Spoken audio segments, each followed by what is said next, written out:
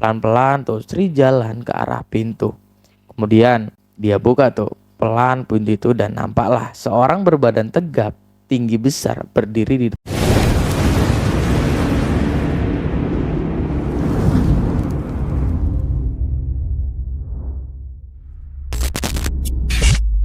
Oke guys, selamat datang kembali di channel Padma Story. Gimana kabarnya? Semoga kalian sehat selalu dan selalu dimudahkan urusan-urusannya. Amin amin ya robbal alamin.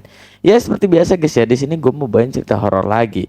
Di video kali ini gue mau nyeritain kisah part 5 dari cerita yang berjudul Lahirnya Sang Iblis. Yang dimana cerita ini ditulis oleh seseorang bernama Zaki Aisyar. Buat kalian yang mau tahu cerita versi tulisannya, kalian bisa langsung cek akun Twitter Zaki Aisyar.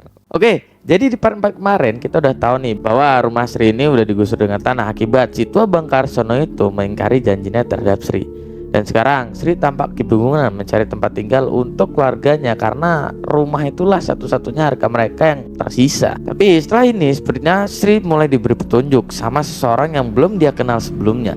Dan dia memberikan sebuah tawaran yang cukup membuat hidupnya bahagia jika Sri mau menerima tawaran itu. Bahkan bisa membalaskan dendam terhadap si Arsono. Siapakah seseorang itu? Penasaran kan? Tonton video ini sampai habis. Buat kalian yang belum nonton video part satunya, gua saranin nonton dulu guys part satunya, supaya kalian nggak bingung nih alur ceritanya nanti kayak mana. Oke? Dan daripada jempol kalian nganggur, mending kalian tembusin sampai 40.000 like dulu dan jangan lupa klik tombol subscribe-nya supaya bisa cepet sampai 100.000 subscriber. Dan jangan lupa juga follow akun sosial media gua di bawah sini. Buat kalian yang punya cerita horor juga, kalian bisa kirim cerita horor kalian ke alamat email di bawah ini atau ke alamat sosmed gua, nggak apa-apa. Oke? Yaudah, nggak usah kelamaan, nggak usah banyak bacot, langsung aja kita masuk ke cerita horornya.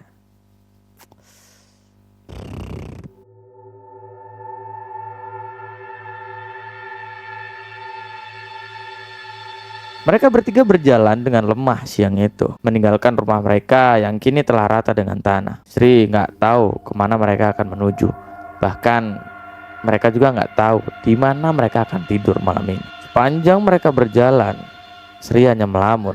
Ibunya juga tak tampak banyak bicara. Mungkin kejadian tadi benar-benar membuatnya terguncang, sehingga Sri pun hanya bisa terdiam larut dalam pikirannya sendiri. Ibunya hanya sekali bertanya tentang Sarmun yang sedari tadi nggak kelihatan. Sri pun menenangkan ibunya dengan berkata bahwa nanti akan mencarinya. Beberapa kali mereka bertemu dengan warga di jalan itu, dan para warga hanya menatap mereka dengan kesedihan tanpa berani bertanya lebih banyak lagi.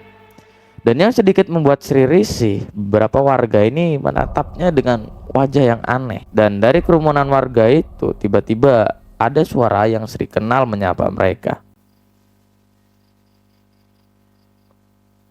Loh, Sri, mau kemana? Mas Joko, nggak tahu ini mas mau kemana. Loh, kok nggak tahu? Kok muka kalian sedih kayak gitu? Tampak wajah Mas Joko mengisyaratkan kekhawatiran. Sri pun nggak langsung ngejawab. Sri dan ibunya saling berpandangan. Sebenarnya terlalu malu bagi mereka menceritakan kasus mereka, apalagi jika orang-orang tahu apa yang Sri lakukan. Entah bagaimana mereka akan memperlakukannya nanti. Mas Joko nampak memahami perasaan mereka. Dia pun mengambil nafas dalam-dalam dan mengemboskannya sambil menggelengkan kepala. Dan dia langsung berkata, "Ya wis lah, ayo ke rumahku saja. Ini tadi istriku nyuruh aku nyabut singkong di pinggir kali sono. Lumayan nih. Kamu belum makan kan, Sri?" Sri pun hanya mengangguk pelan dengan sedikit malu-malu. Seketika mereka pun berjalan bersama menuju rumah Mas Joko. Dan singkat cerita sampailah di rumah Mas Joko. Kemudian mereka duduk istirahat sambil menceritakan apa yang terjadi.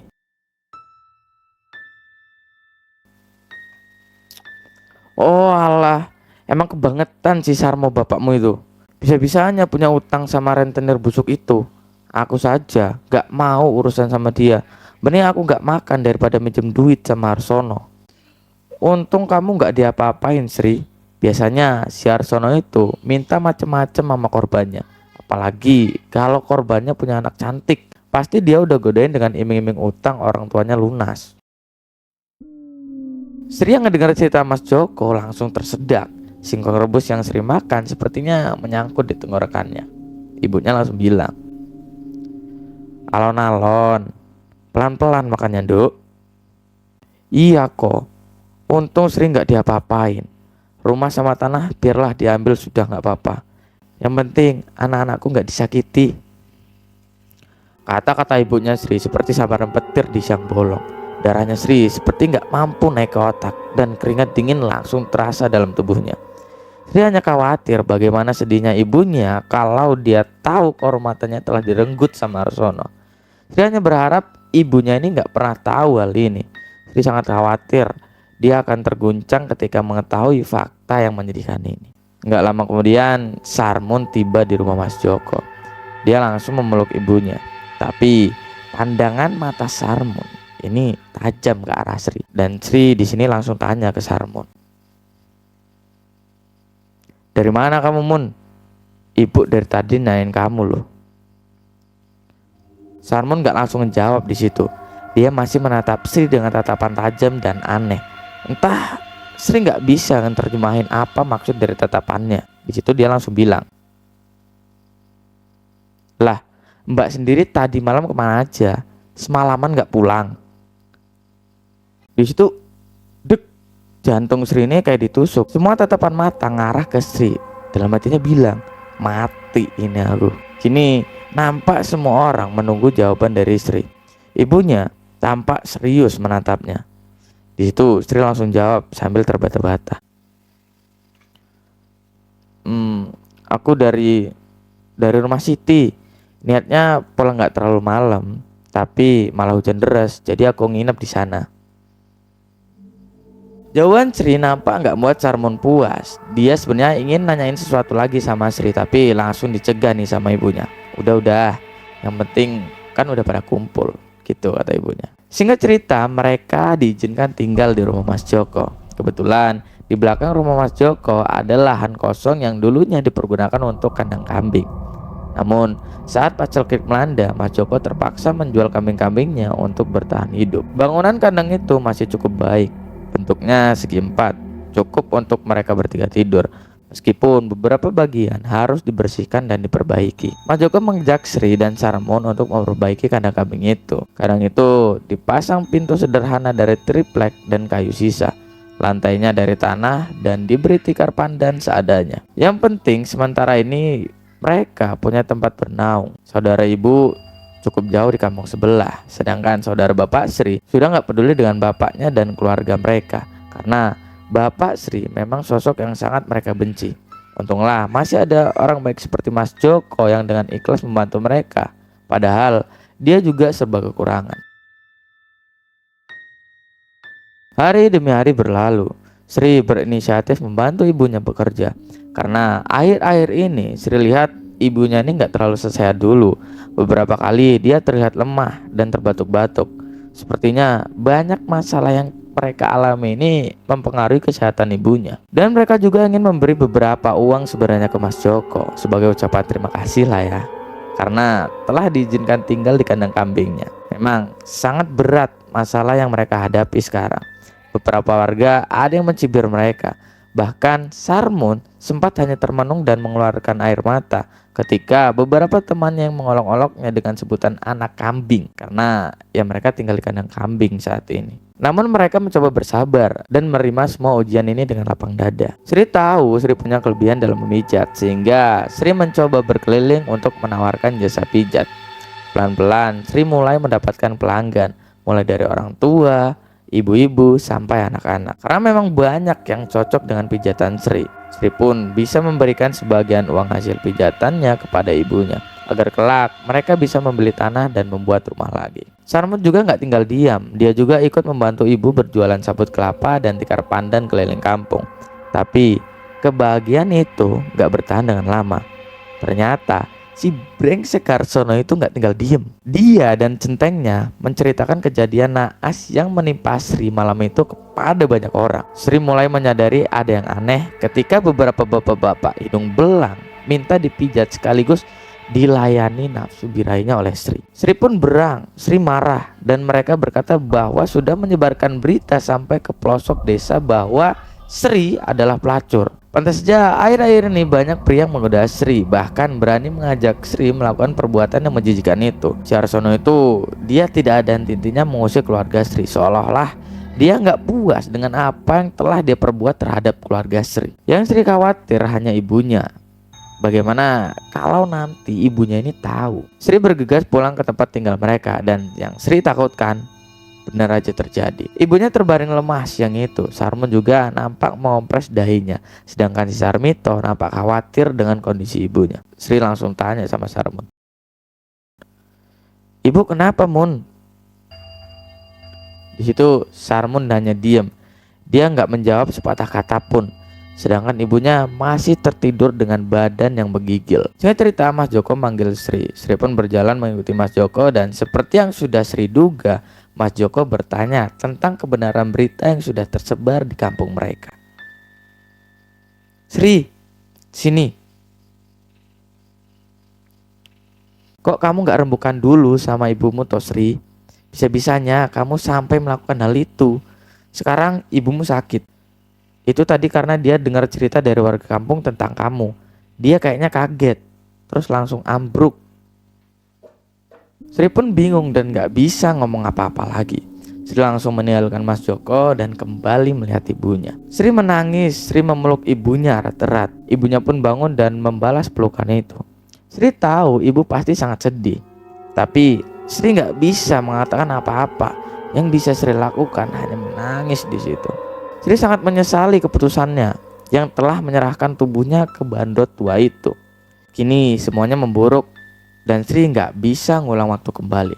Rumah dan tanah Sri direnggut sekaligus kehormatannya. Dan sebenarnya berita tentang Sri ini jauh lebih membuat ibunya ini terpukul dibanding saat mereka kehilangan tanah dan rumah.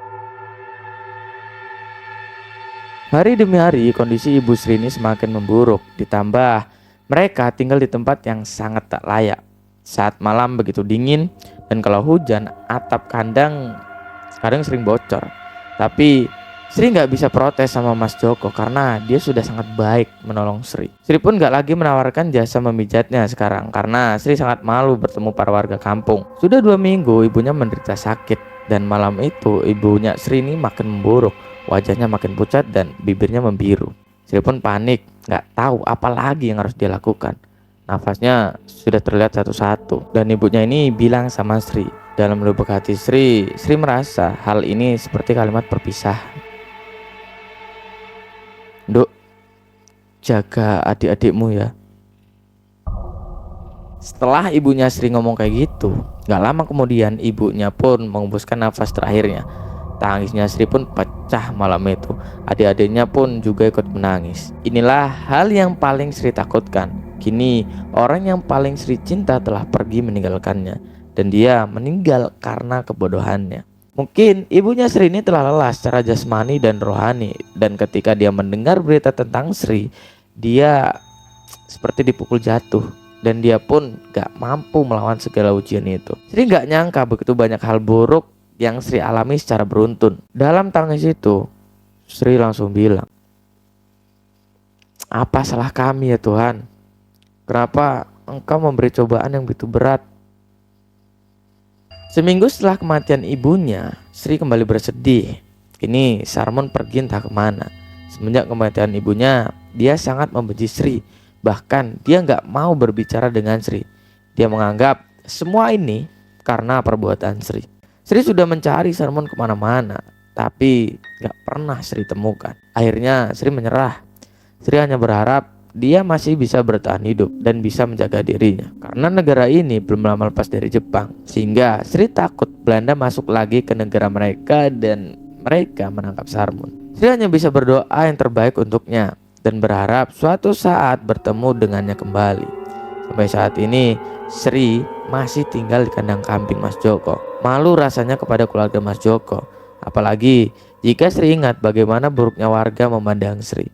Namun Mas Joko dan istrinya tetap baik kepada Sri. Bahkan mereka ikut merawat dan membesarkan Sarmito. Meskipun mereka juga punya anak sendiri, tapi mereka menganggap Sarmito sudah seperti anak mereka juga. Malam itu Sri tertegun meratapi nasibnya sambil berbaring di bekas kandang kambing itu. Sri berandai-andai, Jika seandainya Sri tak gegabah dan sebodoh itu, mungkin semua ini nggak terjadi. Ingin juga Sri mengakhiri hidup saja karena beban ini sudah terlalu berat untuknya ditampung sendiri. Ibunya meninggal, adiknya pergi entah kemana. Di sini Sri mikir, motivasi apa lagi yang bisa digunain kan agar Sri ini bisa punya alasan untuk tetap hidup. Malam itu terasa sangat sunyi. Sri berbaring sendiri di gubuk ini. Sarmito tidur bersama Wage, anaknya Mas Joko. Di situ tiba-tiba Sri dikejutkan dengan suara ketukan pintu. Sri pun gak langsung jawab, tapi gak lama kemudian pintu itu kedengar lagi. Di situ Sri langsung teriak dari dalam rumah. Dia pikir itu Mas Joko sama istrinya. Dia langsung bilang, "Mas Joko, Mbak Sarmi, ada apa ya?" Tapi orang yang mengetuk pintu itu seperti gak peduli. Dia masih terus ngetuk itu pintu kan. Dok, dok, dok, dok, dok, dok. Kayak gak meduliin omongannya Sri. Di sini Sri sedikit ketakutan, badan Sri meremang. Namun Sri pun juga penasaran dan akhirnya penasarannya itu mengalahkan rasa takutnya. Pelan-pelan tuh Sri jalan ke arah pintu. Kemudian dia buka tuh pelan pintu itu dan nampaklah seorang berbadan tegap, tinggi besar berdiri di depan pintu. Dia menggunakan caping besar sehingga nggak terlalu nampak mata dan raut mukanya. Hanya bibirnya saja yang nampak di mata Sri. Orang itu menenteng obor dan sesekali bias cahaya api menerangi wajahnya. Tapi tetap aja Sri nggak bisa lihat dengan jelas wajahnya. Tangan Sri sedikit gemetar karena Sri takut dia adalah salah satu centeng dari Arsono. Di situ Sri langsung ngomong, "Iya Pak, ada apa ya?" "Sri, Nyai nyuruh saya untuk jemput kamu. Nyai mau dipijat. Gimana? Kamu bisa nggak?" "Waduh, Mas, saya udah nggak pijat lagi." Pria itu diam sejenak, lalu dia melemparkan sebuah kantong ke arah Sri dan segera Sri tangkaplah kantong itu dengan keterkejutan. Kantong itu cukup berat dan Sri tebak isinya seperti logam. Sri memandang sejenak ke arahnya dan sepertinya dia mengizinkannya untuk membukanya. Sri terkejut bukan kepalang melihat ke dalam kantong itu karena kantong itu berisi uang logam yang sangat banyak. Sri tebak itu bisa lebih dari ribuan rupiah. Bahkan mungkin Sri butuh berbulan-bulan untuk memijat baru mendapatkan uang dengan jumlah yang setara dengan kantong itu. Situ Sri langsung bilang, "Ini maksudnya apa?" "Itu buat kamu. Kalau kamu mau lebih banyak, ayo ikut aku untuk bertemu Nyai." "Nyai? Nyai siapa?" "Nyai Banowati." Setelah dipikir-pikir nggak ada salahnya mengikutinya. Siapa tahu Sri mendapat uang lebih banyak lagi. Sehingga Sri bisa menabung dan membeli tanah lagi. Sri pun berganti pakaian dan mengikuti orang itu. Dia berjalan menggunakan obor di depan Sri. Gak ada obrolan di antara mereka berdua. Sri sebenarnya masih cukup takut, tapi Sri coba menepis rasa takut itu. Sepanjang perjalanan, Sri menengok kiri dan kanan. Dan anehnya, malam itu begitu sunyi. Sama sekali gak ada suara hewan-hewan malam. Yang Sri dengar hanya suara langkah kaki mereka yang menginjak tanah malam itu. Sri mengenali tuh jalan yang mereka lewati. Jalan ini adalah jalan ke arah ujung desa. Tepatnya jalan menuju ke Punden Keramat. Sri mengenali jalannya dan mengenali pohon turinya yang rindang di sepanjang jalan. Sri masih menengok kanan dan ke kiri. Kegelapan masih menyelimuti mereka. Hanya cahaya obor itu satu-satunya penenangan mereka. Meskipun mata Sri lama-kelamaan bisa beradaptasi di kegelapan malam. Kemudian ketika Sri kembali melihat ke depan, Sri terkejut bukan kepalang. Mata Sri terbelalak seakan-akan gak percaya ketika jalan yang Sri lihat yang tadinya sunyi dan dipenuhi pohon turi di setiap sisinya kini berubah menjadi jalan yang halus dan sangat terang. Sri seperti berjalan di sebuah jalan yang sangat bagus, tapi sisi kanan kirinya terdapat obor-obor yang disangkutkan di pagar bambu. Semua obor itu menyala sehingga malam itu tampak begitu terang. Sri gak pernah melihat jalan yang begitu terang dengan banyak obor dan pagar yang tinggi.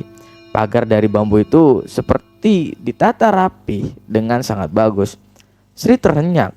Sri terdiam sejenak. Sri nggak percaya dengan apa yang dia lihat. Melihat Sri tertegun dengan heran, pria di depan Sri menegurnya. Ayo jalan, jangan diam aja. Nyai udah nunggu kamu. Sri nggak tahu di mana dia sekarang. Apakah ini normal atau sedang di alam lain, Sri nggak tahu. Sri merasa sedikit takut sekaligus kagum. Mereka berjalan cukup jauh melewati jalan yang penuh obor itu. Hingga akhirnya mereka tiba di ujung jalan tersebut. Dan lagi-lagi Sri terkejut. Kini Sri tiba di depan sebuah rumah yang sangat besar, jauh lebih bagus dan besar dibandingkan rumah Harsono, dengan pagar tinggi dan bambu yang dianyam dan ditata dengan sangat bagus. Sri disitu bilang, ini tempat apa? Ini adalah kediaman Nyai Banuwati. Setahu Sri dan seingat Sri, nggak ada rumah semewah dan semegah ini di kampung mereka. Padahal Sri merasa baru berjalan nggak lama dari tempat tinggalnya. Harusnya ini masih di kampungnya. Dan di sini Sri mikir, siapakah Nyai Banuwati itu? Apakah dia orang yang sangat kaya atau dia bukan manusia? Kepalanya kini dipenuhi dengan jutaan pertanyaan yang gak mampu terjawab. Sri hanya diam, termenung gak percaya dengan apa yang dia lihat. Sri masuk perlahan ke dalam rumah itu, dan di halaman yang sangat luas terdapat banyak wanita yang sedang menari, diiringi suara gamelan yang lembut namun menghanyutkan sekaligus mengerikan. Bulu kuduk Sri sampai meremang melihat orang-orang di halaman rumah itu. Sri masih tertegun bingung, apakah ini nyata atau ini sebuah mimpi.